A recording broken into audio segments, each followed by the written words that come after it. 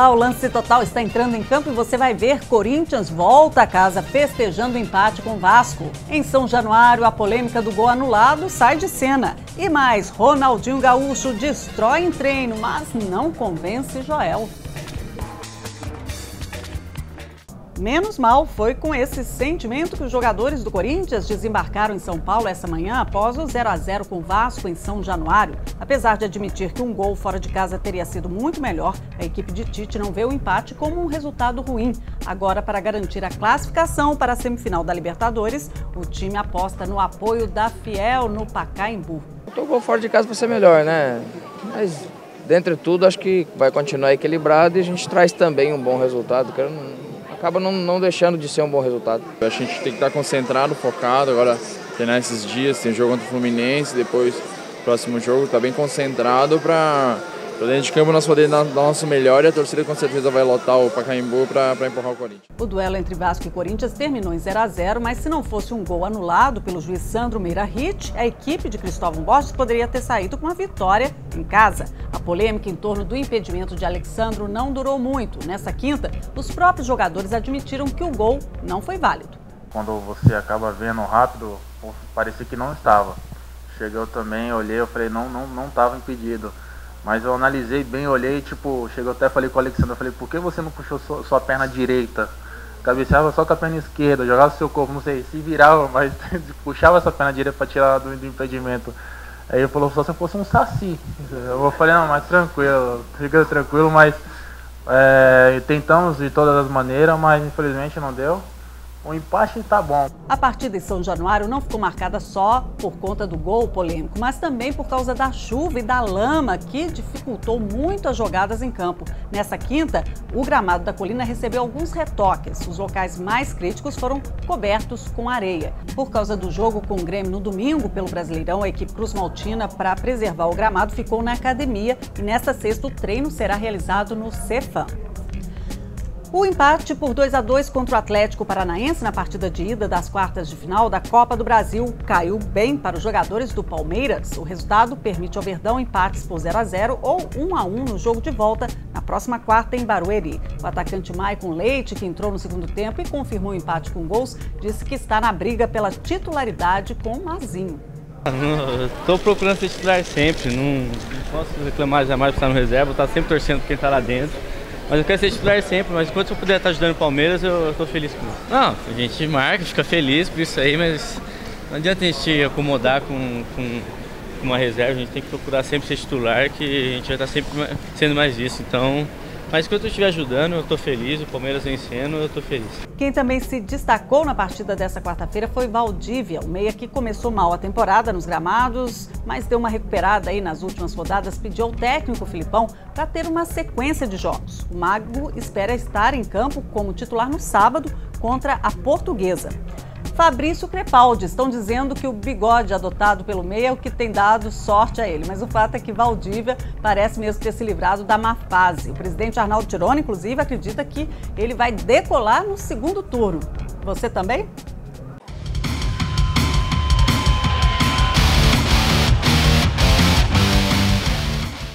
A melhora do time do Palmeiras na temporada depende especificamente desse bom futebol do Valdívia voltar. Isso porque ele é o jogador com mais habilidade do time, é o mais identificado com a torcida e é aquele que mais pode fazer alguma coisa de diferente, que pode dar um toque diferente no meio, pode surpreender o adversário. Ele estando bem, livre das lesões, é um jogador perigoso que consegue armar o time e ele mostrou isso nesses dois jogos, tanto contra o Paraná na última quarta-feira, como contra o Atlético Paranaense ontem, quando ele foi o principal destaque do time. Então, ele voltando a jogar bem, ele livre das lesões e tendo um bom futebol, jogando um bom futebol, o Palmeiras dá um grande passo para conseguir melhorar e sair dessa má fase que atravessa já faz um bom tempo. Acho que passa especificamente pelos pés do Valdívia e dessa melhora dele. Tá certo, Fabrício, obrigada. E o Palmeiras apresentou a camisa oficial para o restante da temporada de 2012. O novo manto palestrino tem um design moderno, com detalhes em verde escuro no peito. As faixas brancas passaram a ser prateadas, assim como a estampa do patrocinador. O tom do verde também ficou um pouco mais claro. O lançamento do novo uniforme contou com a presença dos ídolos Ademir da Guia e Evair. Bom, antes de mais nada, é muito bonita, ficou muito bem. É lógico que a gente está um pouquinho acima do peso, né? Então ela veste menos, né? Antigamente, um pouquinho mais magro, a gente não tinha muita dificuldade em carregar o peso, não. Joel Santana comandou o último coletivo no Rio antes da estreia no Brasileirão. O destaque foi Ronaldinho Gaúcho, que apesar de ter chegado atrasado, compensou em campo. O meia infernizou a defesa do time reserva com passes açucarados e disputou todas as bolas. Ele ainda deu assistência para um dos gols de Wagner Love, que deixou sua marca 2 vezes. Valeu, Love! Em entrevista coletiva, Papai Joel rebateu as críticas de que estaria desmotivado e disse estar muito feliz no clube porque foram jogadores que pediram por ele. Estou feliz, vou sempre estar feliz. Pô, quinta vez que eu trabalho aqui, pô, eu não vou estar feliz de trabalhar do Flamengo, o mundo acabou, né? Porra, eu sou escolhido por uma direção, pelos jogadores, que vocês sabem disso. Foram os jogadores que me trouxeram, pela direção, por uma torcida, por mais de 30 milhões de torcedores que tem essa casa. Eu vou estar triste. Não dá para entender um negócio desse. E para falar desse bom momento aí do Fla, nada melhor do que um bate-bola com Rodrigo Mandarini.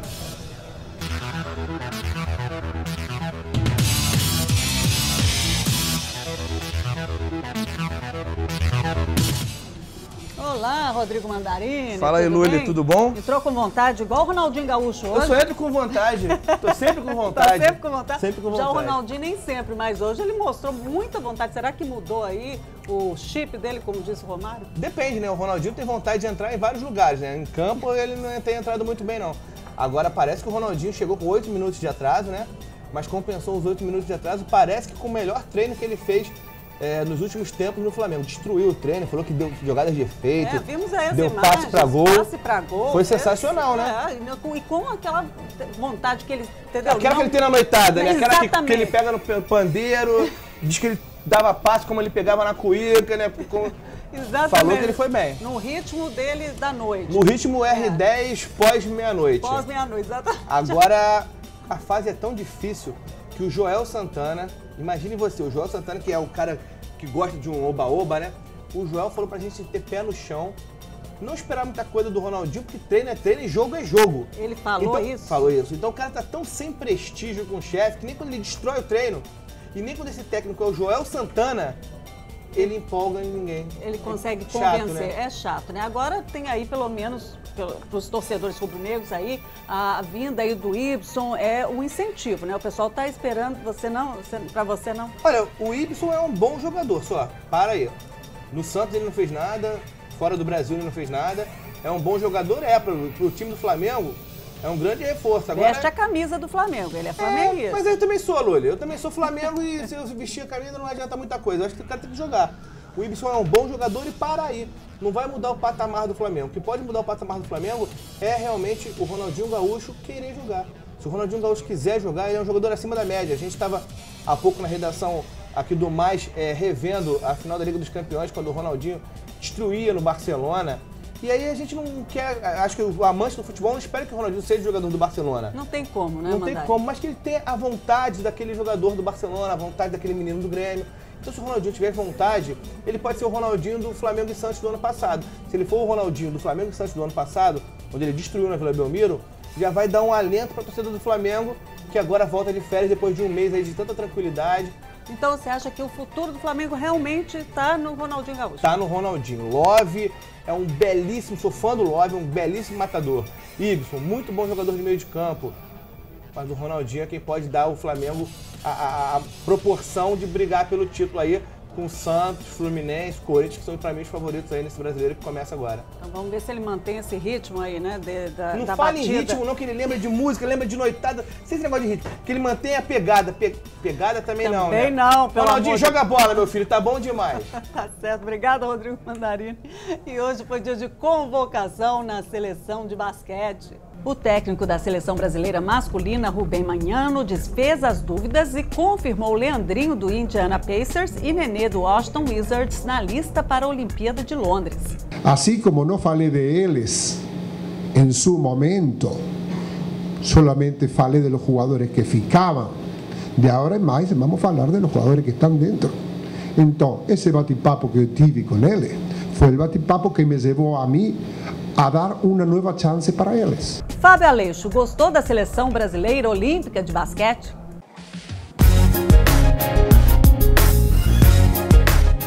A lista divulgada hoje de manhã pelo técnico Rubem Manhano não trouxe grandes surpresas, né? A presença de Leandrinho e Nenê era algo assim que era muito discutido, que todo mundo esperava para ver se o nome deles iam estar, mas não é novidade, porque já estiveram em listas anteriores. Então agora a questão é saber se esses dois jogadores vão se apresentar mesmo e qual será o comprometimento deles ao longo dos treinamentos, né? O Manhano falou que ninguém tem vaga garantida, apesar de serem 13 nomes. O Rafael Hetzheimer está lesionado e não são, ficariam 12. Mas ele falou que ainda vai avaliar os jogadores do Sul-Americano, então ninguém tem vaga garantida.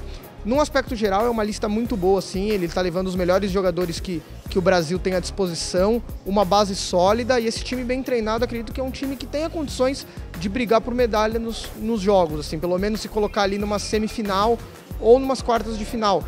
A final é a mesma base que conquistou o vice-campeonato do pré-olímpico de Mar del Plata. E bem treinada e com o grupo que o Brasil pegou na primeira fase, tem boas chances de brigar em Londres.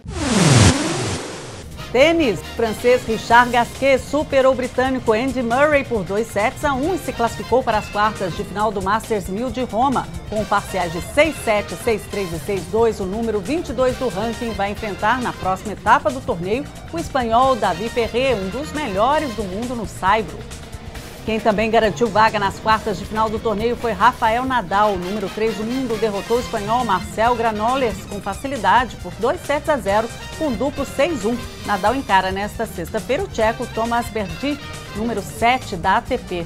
Perto de levar o Chelsea ao título da Liga dos Campeões, Roberto Di Matteo não deve permanecer como treinador do Blues na próxima temporada. Atual interino, ele pode ser substituído pelo compatriota Fábio Capello. De acordo com o jornal italiano Gazzetta dello Sport, o ex-treinador da Inglaterra tem conversado pessoalmente com Roman Abramovich, dono do Chelsea, e concordou em assumir os Blues na próxima temporada. O Barcelona de Pep Guardiola vai virar documentário com a colaboração do escritor John Carlin, fã assumido do clube catalão. O diretor britânico Paul Greengrass pretende realizar um retrato da equipe durante o período em que conquistou mais de 12 títulos, entre eles 3 campeonatos espanhóis e 2 mundiais de clubes. O documentário está em fase de pré-produção e já começou a ser divulgado em Cannes. Raça, suor e lama. O confronto entre Vasco e Corinthians em São Januário, debaixo de chuva forte, rendeu belas imagens clicadas pelos fotógrafos do lance Bruno de Lima, Kleber Mendes e Paulo Sérgio. Lance Total volta nesta sexta-feira às 11 da noite. Vejo você.